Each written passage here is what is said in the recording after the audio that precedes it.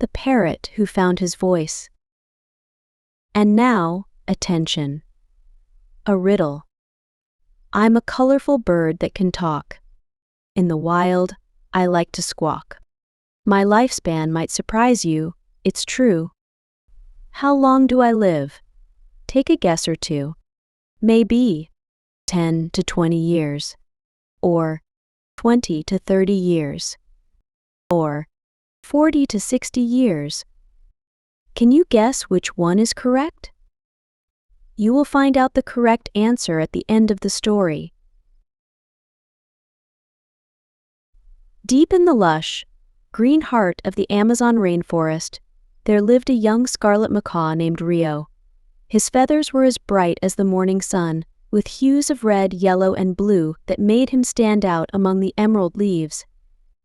Rio had always been fascinated by the sounds of the jungle, the melodious songs of other birds, the chattering of monkeys, and even the low growls of jaguars in the distance. But Rio had a special talent that set him apart from his fellow macaws. He could mimic any sound he heard with incredible accuracy. From the moment he first discovered this ability, Rio spent his days flying from tree to tree, listening intently and then repeating what he heard. "Listen to this," Rio would exclaim to his best friend, a toucan named Toko. He'd then produce a perfect imitation of a howler monkey's roar, causing Toko to jump in surprise. "Wow, Rio. That's amazing," Toko would say, shaking his colorful beak in admiration. "You sound just like them." Rio beamed with pride every time someone complimented his mimicry.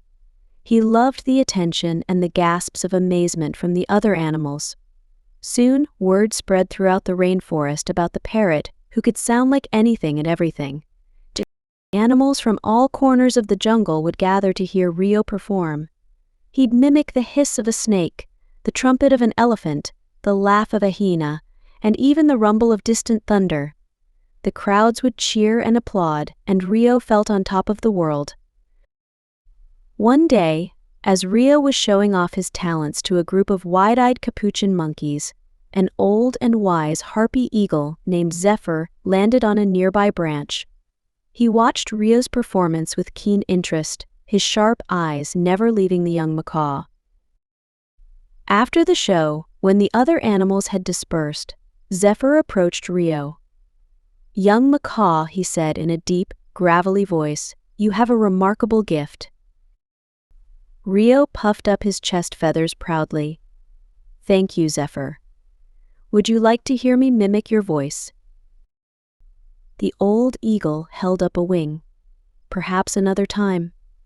Tell me, Rio, what does your own voice sound like?" Rio tilted his head in confusion. "My own voice? Well, it sounds like..." He trailed off, realizing he didn't know how to answer. Zephyr nodded knowingly. "You've spent so much time imitating others that you've forgotten your own voice. Remember, young one, true strength comes not from being a perfect copy of others, but from being the best version of yourself." With that, the wise eagle spread his massive wings and soared away, leaving Rio lost in thought. For days after his encounter with Zephyr, Rio couldn't shake the eagle's words from his mind. He continued to perform for the other animals, but something felt different. The cheers and applause no longer filled him with the same joy they once did. One morning, as the sun peeked through the canopy, Rio decided to fly to the quietest part of the forest. He perched on a branch overlooking a serene river and closed his eyes. For the first time in as long as he could remember, he listened not to the sounds around him, but to the silence within. Hours passed, and as the sun began to set, painting the sky in brilliant oranges and pinks, Rio opened his beak and let out a sound. It wasn't the roar of a jaguar or the whistle of a bird of paradise. It was something entirely new, a melodious trill that rose and fell like the wind through the trees. Rio's eyes widened in surprise. Was this his voice? He tried again, this time letting the sound flow freely without trying to control it. The result was a beautiful, unique song that echoed through the forest. Excited by his discovery, Rio flew back to his usual gathering spot. He found Toko and a few other friends chatting among themselves. "Everyone, listen," Rio called out. His friends turned, expecting another of his famous imitations. Instead, they were treated to Rio's newfound song, a melody that spoke of soaring through sunlit skies and dancing on warm updrafts. When he finished, there was a moment of silence. Then Toko hopped forward, his eyes shining. "Rio, that was incredible. What was that sound?" Rio felt a warmth spread through him that was different from any praise he'd received before. "That was me, Toko. My real voice." Word of Rio's new song spread quickly through the rainforest. Animals gathered once again to hear him, but this time, they weren't coming for imitations. They wanted to hear Rio's unique voice, a voice that captured the very essence of what it meant to be a scarlet macaw in the heart of the Amazon. As Rio's confidence in his own voice grew, he discovered he could use it in ways he'd never imagined. He could express joy, sadness, excitement, and even comfort others with his songs. He still enjoyed mimicking from time to time, but it was no longer the core of who he was. One day, as Rio was teaching a group of young parrots about the importance of finding their own voices, he spotted a familiar figure watching from a distant branch. Zephyr, the wise harpy eagle, nodded approvingly before taking flight and disappearing into the canopy. Rio smiled to himself, grateful for the lesson he had learned. He turned back to his eager students and said, "Remember, little ones, your voice is a gift. It's what makes you unique. Never be afraid to let it be heard." From that day on, Rio's song became as much a part of the rainforest as the rushing of the river or the rustle of leaves in the wind.